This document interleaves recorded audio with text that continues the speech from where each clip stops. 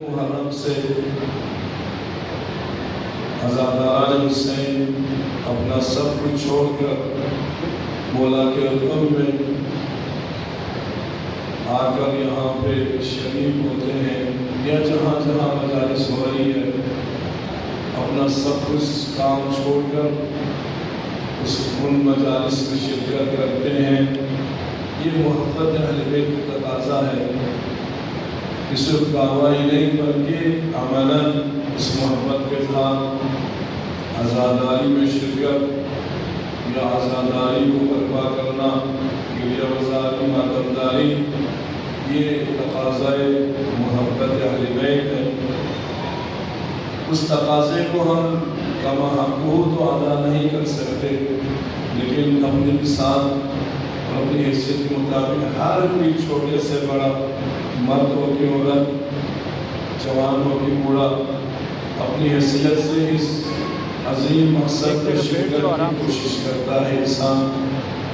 اس شرکت کی جو خدا کی طرف سے جزا ہے، نعمت ہے، روایات میں ہے قیامت کا دن ہوگا، سب اپنے اپنے اماموں کے ساتھ، جس کو دنیا میں جس سے امام مانا، لیکن جو عزاداران حسین ہے ان کی ایک خصوصیت ایسی ہے، وہ سب مولا حسین کے پہلو میں کھڑے ہوں گے۔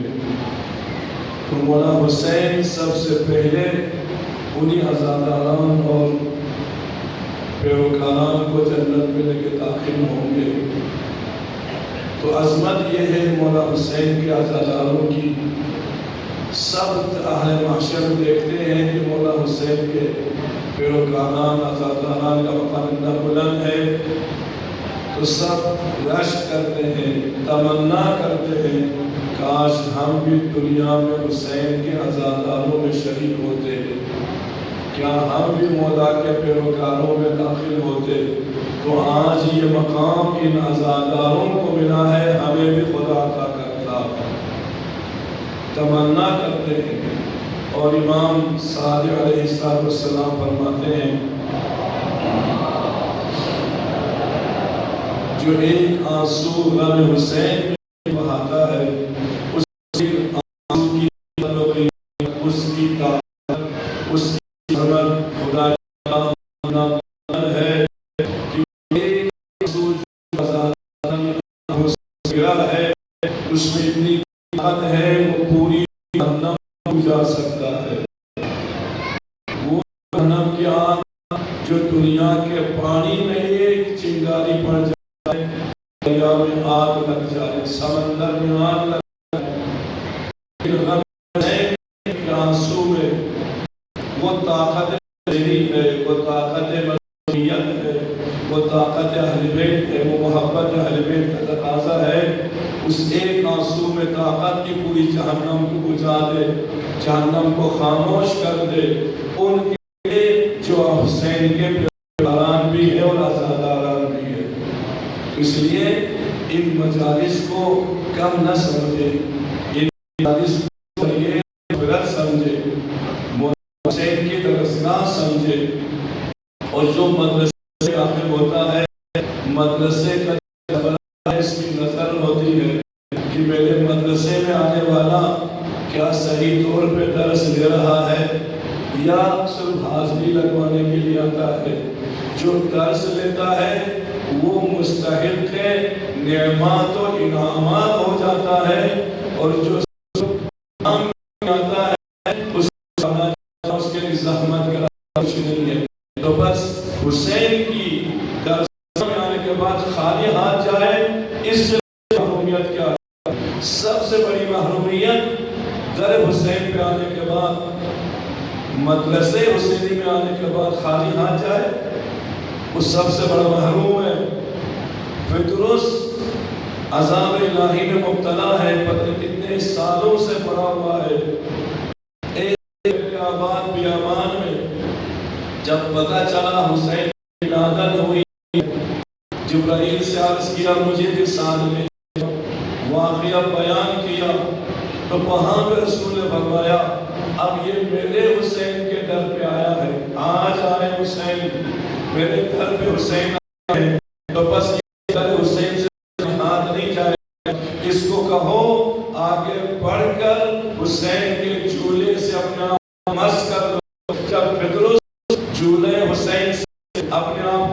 عرض کر دیتا ہے تو پہلے سے زیادہ اس کو صحت اور شفا مل جاتی ہے، تو پہلے سے زیادہ مقام و عظمت اس کو حاصل ہو جاتی ہے۔ کیوں؟ در حسین کا پہلا مریض ہے۔ مولا حسین کی زندگی میں تو جس دن آیا ہے اس دن کا معجزہ ہے، جس دن ہے اس دن کے بھی معجزہ ہے۔ ان دونوں دنوں جو معجزہ دکھایا ہے وہ شفاعت کا معجزہ دکھایا ہے، وہ نجات کا معجزہ دکھایا ہے، وہ تمام مشکلات کا حل کا معجزہ دکھایا ہے۔ جس دن دنیا میں آئے فردوس کو عذاب الہی سے نجات دے کر حسین نے بتا دیا کہ خدا نے میرا مقام کتنا بلند کیا ہے۔ اور جس دن جا رہے تھے اس دن ہور کو یزیدی تھا، حسینی بن کے چلا گئے، حسینی بن کے چلے گئے۔ یا یوں عرض کروں، جہنم کا جنتی بنایا۔ خود ہور نے کہا تمہاری حالت کیا ہے؟ وہ کہا کہ میں اپنے آپ کو جنت و دوزخ کے درمیان دیکھ رہا ہوں، لیکن میں دیکھتے ہوئے جہنم میں نہیں جاؤں گا، جنت میں جاؤں گا۔ یہ کہہ کے یزید کی طرف نہیں جاتا، حسین کی طرف آ جاتا ہے۔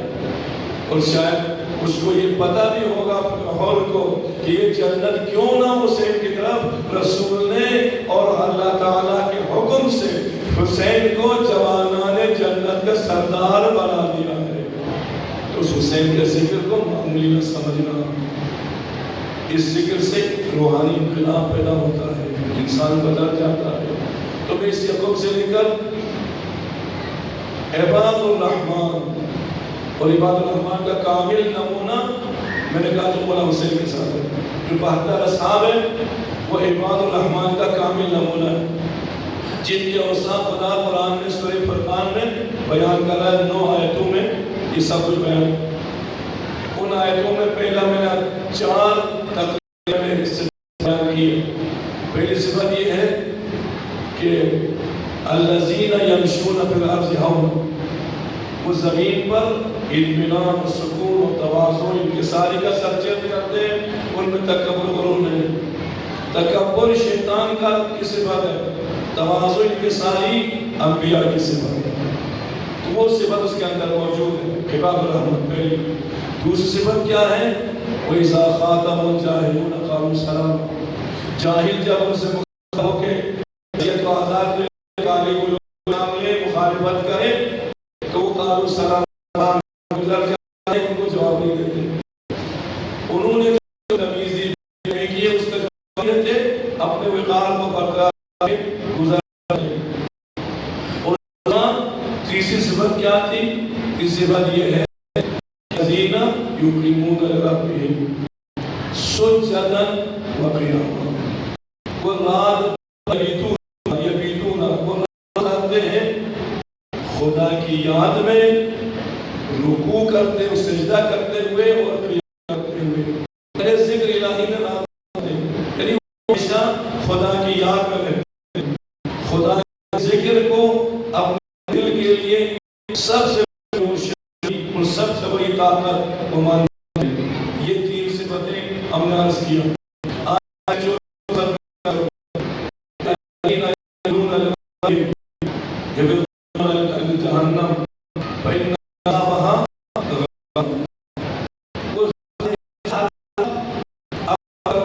سے یہ فریاد کرتے رہے پاک پروردگارا ہمیں جہنم کی طرف نہ لے کے جانا، جہنم سے ہمیں منصرف کر دے، جنت کی طرف لے کے جائے، ہمیں جہنم سے ڈر جہنمی نہ بنے۔ کیوں؟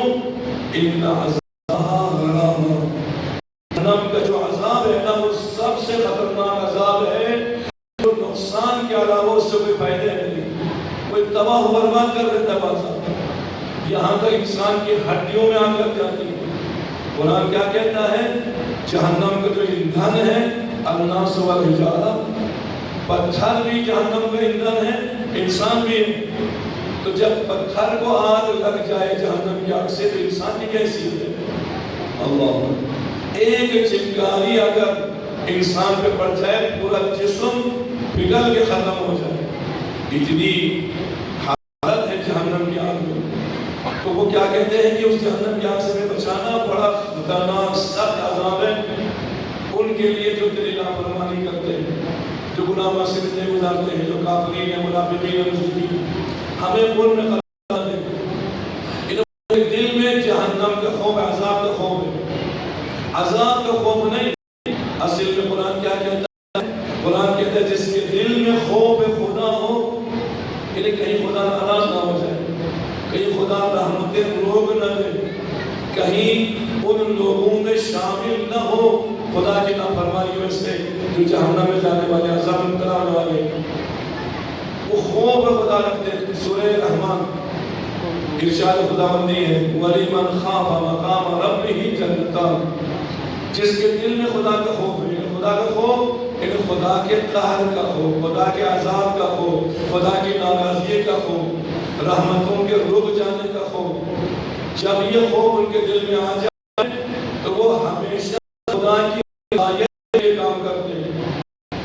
جس کے دل میں خوف خدا ہے وہ کبھی خدا کا فرمان نہیں کرے گا، بلکہ روایات یہ بتاتی ہے احکام اسلام احکامات کو نافذ کرنے کے لیے نہ کسی فوج کی ضرورت، نہ پولیس کی ضرورت ہے، نہ کسی تلوار کی ضرورت ہے، نہ کسی طاقت کی ضرورت ہے، بلکہ اس کے لیے سب سے بڑی طاقت جس کی وجہ سے انسان خدا کی اطاعت گناہوں سے پرہیز کرتا ہے، وہ طاقت کا نام خوف الہی ہے جو خدا نے منع کیا۔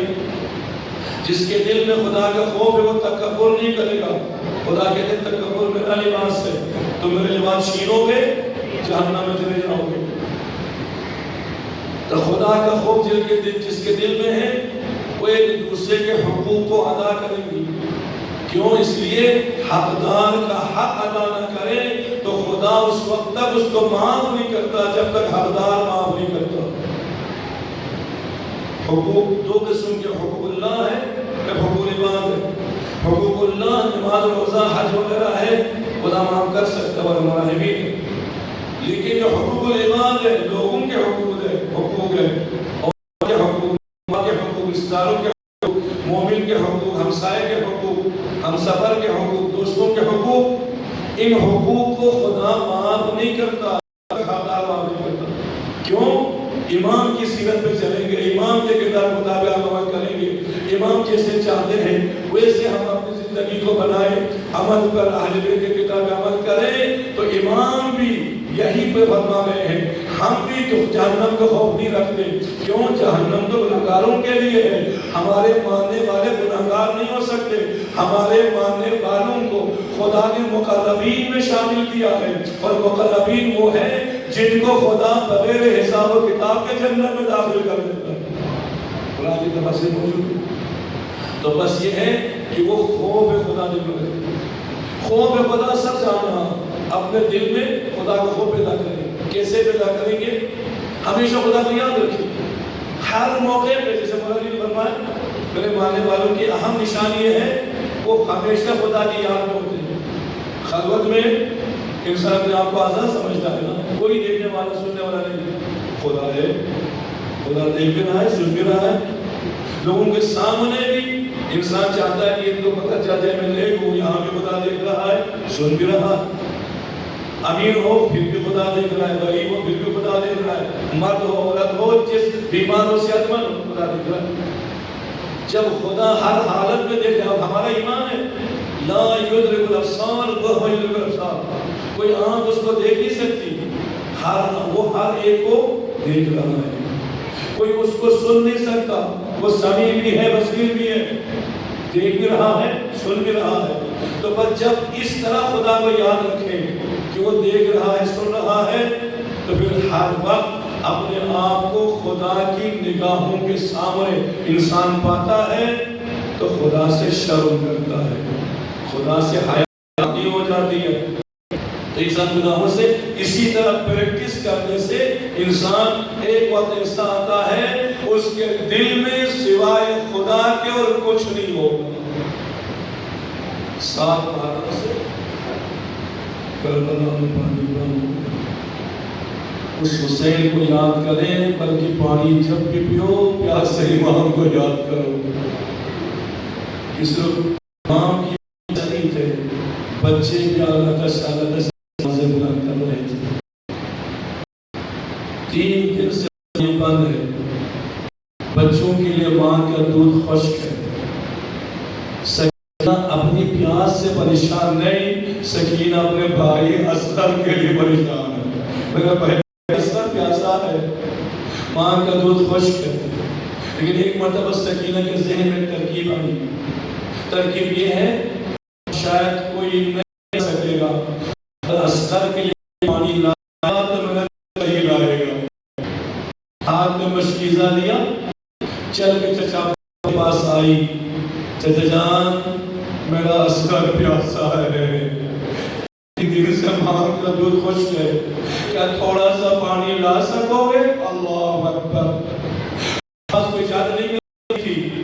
جب بھی کہتے تھے نا مولا اجازت دے، امام کہتے تھے میں کیسے اجازت دوں، تم تو میرے لشکر کے علمدار ہو. مولا جب لشکر ہی نہ رہا تمہیں علمدار کیسے ہے؟ اجازت نہیں دیا. لیکن جب سکینہ مشکیزہ لے کے آئی نا، امام عباس کہتے سکینہ آؤ میرے ساتھ اپنے بابا سے میری سفارش کرو تاکہ مجھے میدان میں جانے کی اجازت مل جائے.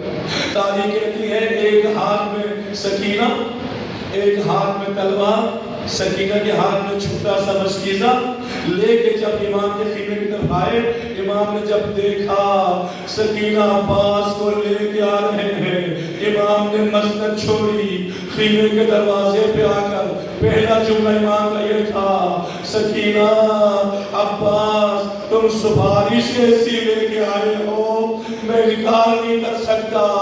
میں سکینہ کو کبھی انکار نہیں کیا، کیوں جس گھر میں سکینہ نہ ہو وہ گھر مجھے پسند نہیں ہے. جس سینے پہ سکینہ لگے وہ سینے مجھے پسند نہیں ہے. جب سکینہ آئی ہو اجازت دے نہیں ہو سکتا. اتنی اجازت ہے تم صرف بچوں کے لیے پانی لے کے آؤ. عباس تیار ہو گئے. عباس پانی لینے کے لیے جانے لگے.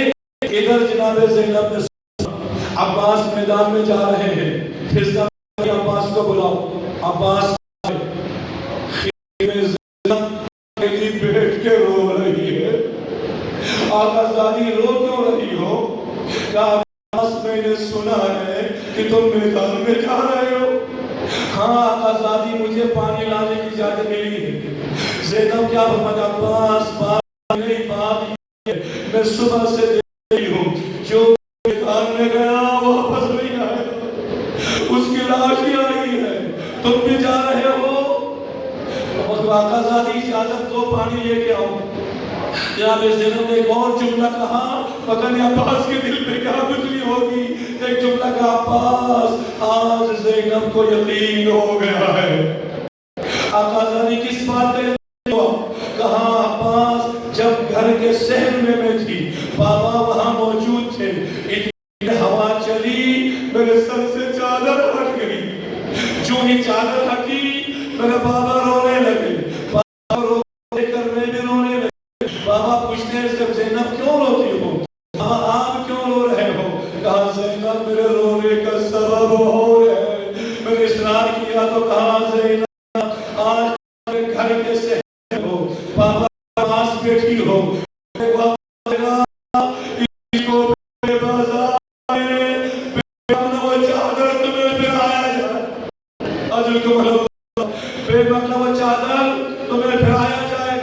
اس وقت دل میں کہا تھا میرے بھائی عباس کے ہوتے ہوئے کہ مجال زینب کی چادر چھین لے.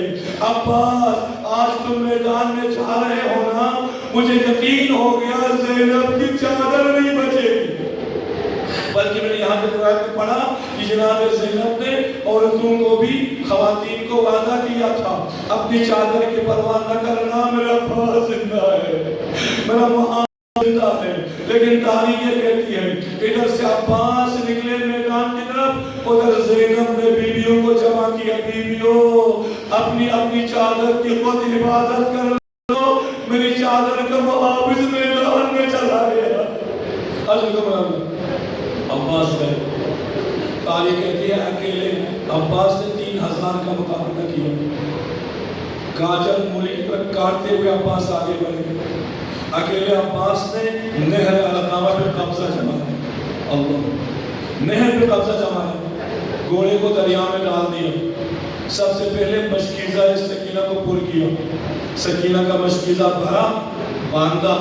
اس کے بعد 3 دن سے عباس بھی پیاسے تھے, 3 دن سے پیاسے ہیں. پانی دیکھ لے پیاسی کے پیاس میں اور اضافہ ہو جاتا ہے. عباس نے چلوں میں پانی لیا تاکہ پیاس بجھ جائے, لیکن عباس نے جب پانی اپنے منہ کے قریب لے کے آئے نا تو تاریخ یہ کہتی ہے, زبان حال یہ کہتا ہے کہ عباس کو اس پانی میں اپنا چہرہ نظر نہیں آیا, سکینہ کا پیاسا لب نظر آیا, سکینہ کی پیاس بڑی خوشگون نظر آئی. تو وہاں پہ ابا نے پانی پھینک دیا. عباس یہ کیسی وفا ہے, سکینہ پیاسی ہے تو پانی پی لے.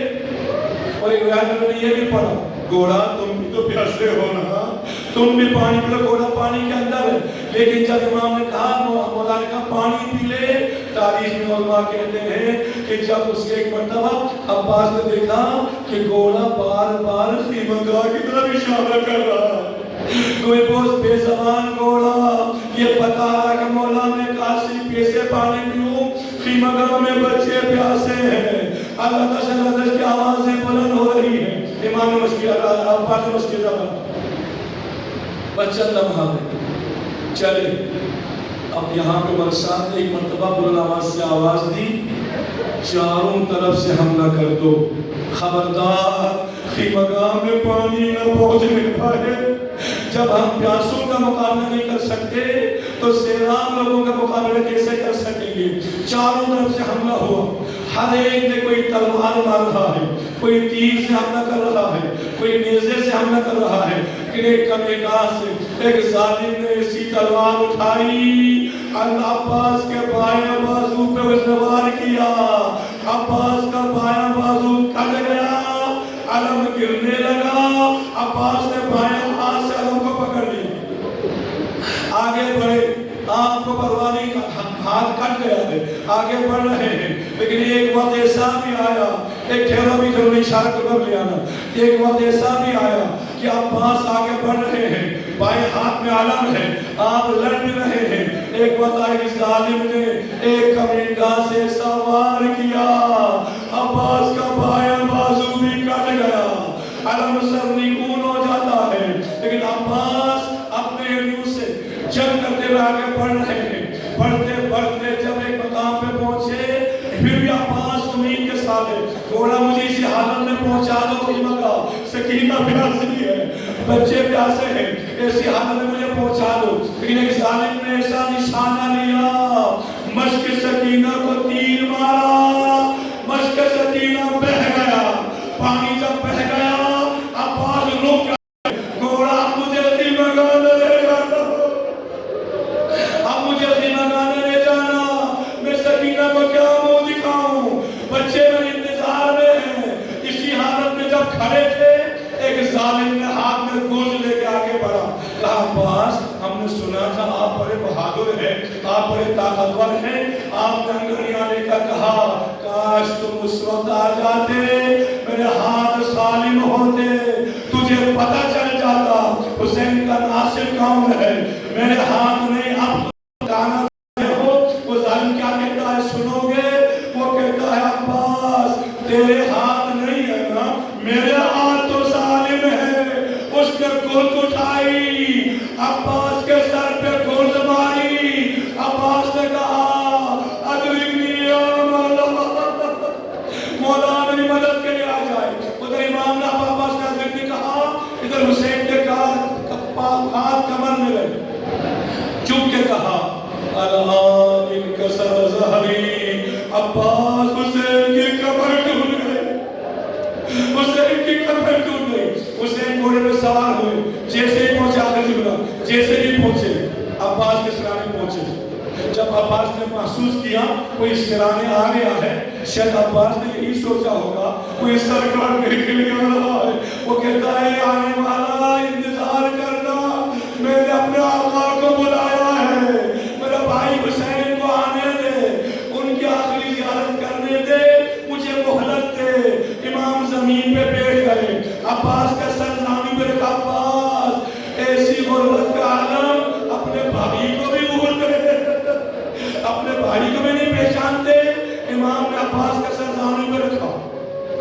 عباس نے زمین پہ رکھا، امام نے پھر زانو پہ رکھا، پھر بازو امام عباس نے زمین پہ رکھا، 3 مرتبہ۔ عباس کیا تم مجھے اتنا غریب سمجھ رہے ہو؟ اپنا سر میرے زانو پہ نہیں رکھتے؟ نہیں مولا، میں آپ کا غلام ہوں، ابھی تو میرا سر آپ کے زانو پہ ہوگا، کچھ دیر بعد جب آپ زین سے زمین پہ آئیں گے، مولا آپ کا سر کس کے زانو پہ ہوگا؟ خاک کربلا ہوگی، آپ کا سر ہوگا، شبر کا خنجر ہوگا، آپ کا گلا ہوگا۔ اجل کو مدد عباس کوئی وصیت؟ توجہ کریں، عباس کوئی وصیت؟ مولا بس ایک ہی وصیت ہے، میری لاش کو آپ خیمگان نہ لے جائیں۔ کیوں؟ اس لیے ایک دشمن تانے دیں گے کہ اسے غریب ہو گیا ہے، مجھے لے کے نہ جائے۔ اور دوسری وصیت یہ ہے کہ میں دنیا میں آیا تھا، سب سے پہلے آپ کی زیارت کی تھی، اب میرا دل یہ کرتا ہے آپ کی زیارت کر کے چلا جاؤں۔ اب کون سی کہانی ہے؟ ایک آنکھ میں تیر لگا ہوا ہے، ایک آنکھ میں خون ہے۔ امام آصف ان کو صاف کیا، آپ نے ان کی زیارت کی، چہرے کو دیکھا، امام کہتے تمنا پوری ہو گئی؟ ہاں مولا تمنا پوری ہو گئی، اب مجھ غریب کی بھی تمنا پوری کر لو۔ مولا کون سی؟ زندگی پر مجھے آقا کہتے رہے ہو، مولا کہتے رہے ہو، اب جاتے جاتے مجھے بھائی تو کہہ کے بتا دو، مجھے بھائی کی کہہ کے میری تمنا پوری ہو جائے گی۔ بھائی نے بھائی کہا، اتنے میں عباس نے کہا مولا اب جناب زینب کو میرے سلام پہنچا دے، سکینہ بچوں کو سلام پہنچا دے، میرے بابا علی آ گئے ہیں، بھائی حسن لینے کے لیے آ گئے ہیں، چاند کوثر لے کے آئے ہیں، اب میرا سلام پہنچا دے۔ امام روتے ہوئے علم لے کے چلے، جب علم کو سکینہ نے آتے دیکھا، بچوں میرا چچا پانی لے کے آ رہے ہیں، بچے جام لے کے جب آئے تو کیا دیکھا؟ علم تو آ گیا ہے، علم نہیں آیا۔ یا عباس، یا عباس،